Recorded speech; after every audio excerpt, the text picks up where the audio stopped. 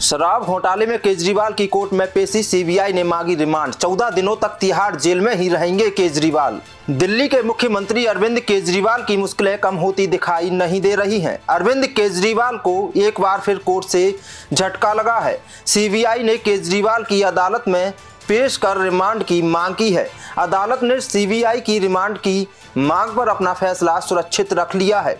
CM Kejriwal उम्मीद लगाए बैठे थे कि सीबीआई वाले मामले में तो उन्हें जमानत मिल ही जाएगी, लेकिन यहां भी उन्हें झटका ही लगा। इस मामले में ईडी द्वारा भी जांच जारी है और उस केस में भी केजरीवाल को कोर्ट से कोई राहत नहीं मिली।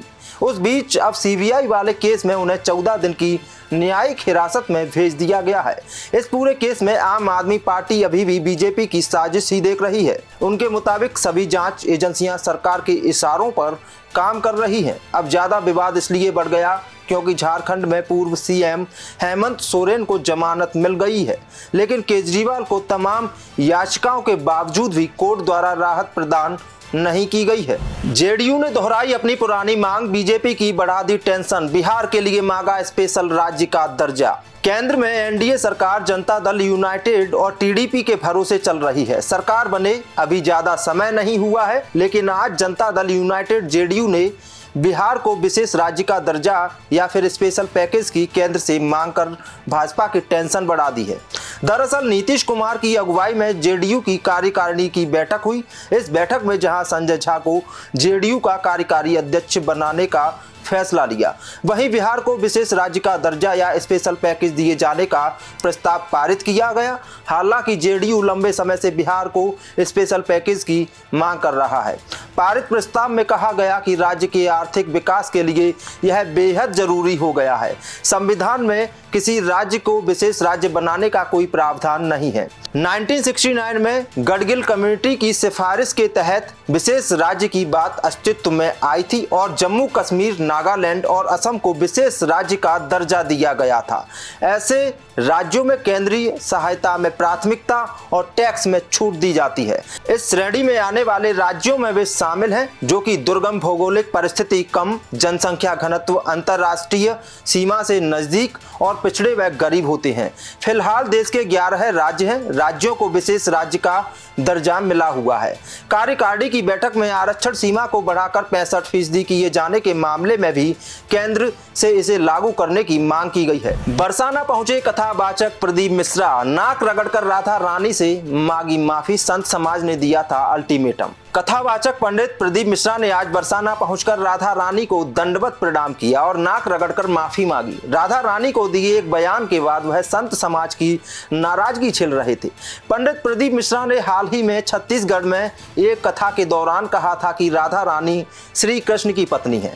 उनके विवाह छाता निवासी अन्य घोष के साथ हुआ था। इसके बाद संत समाज ने प्रदीप मिश्रा के खिलाफ मोर्चा खोल दिया। इस विवादित बयान के बाद बरसाना में साधु संतों की एक महापंचायत भी हुई, जिसमें प्रदीप मिश्रा को माफी मांगने के लिए 4 दिन का अल्टीमेटम दिया गया। मंदिर से बाहर आए पंडित प्रदीप मिश्रा ने कहा कि ब्रजवासियों को प्रेम की वजह से यहाँ आया हूँ। लाडली जी ने खुद ही इशारा करके मुझे यहाँ बुलाया है। मेरी वाणी से किसी को ठेस पहुंची है तो उसके लिए माफी मांगता हूं। इस मामले में सबसे ज्यादा तल्ख टिप्पणी प्रेमानंद महाराज की तरफ से आई। कहा, लाडली जी के बारे में तुम्हें पता ही क्या है। किसी संत के चरण रज का पान करके बात करते तो तुम्हारी मुख से कभी ऐसी वाणी नहीं निकलती। बहरहाल पंडित प्रदीप मिश्रा के राधा रानी के सामने नाक रगड़कर माफी मांगने के बाद ये विवाद खत्म हो गया है। हरिद्वार में अचानक बढ़ा गंगा का जल स्तर, तेज बहाव में आधा दर्जन से ज्यादा गाड़ियां बह गईं। आज दोपहर हरिद्वार में हुई बारिश के बाद गंगा का जल स्तर अचानक बढ़ गया। तेज बहाव के कारण दर्जनों गाड़ियां नदी में बह गईं। हालांकि जान माल का कोई नुकसान नहीं पहुंचा है, लेकिन गंगा के इस रुद्र रूप को देखते हुए बड़ी संख्या में लोग इसके किनारों पर जमा हो गए। भारी बारिश के चलते हरिद्वार के खरखरी सूखी नदी पर खड़ी गाड़ियां गंगा में बह गईं। इधर उत्तरी हरिद्वार में जल भराव की वजह से लोगों के घरों में पानी घुस गया। मौसम विभाग ने उत्तराखंड में मानसून का अलर्ट जारी कर दिया है। उत्तराखंड में 27 जून को मानसून ने दस्तक दी थी और अब इसने पूरे प्रदेश को कब्जे में कर लिया।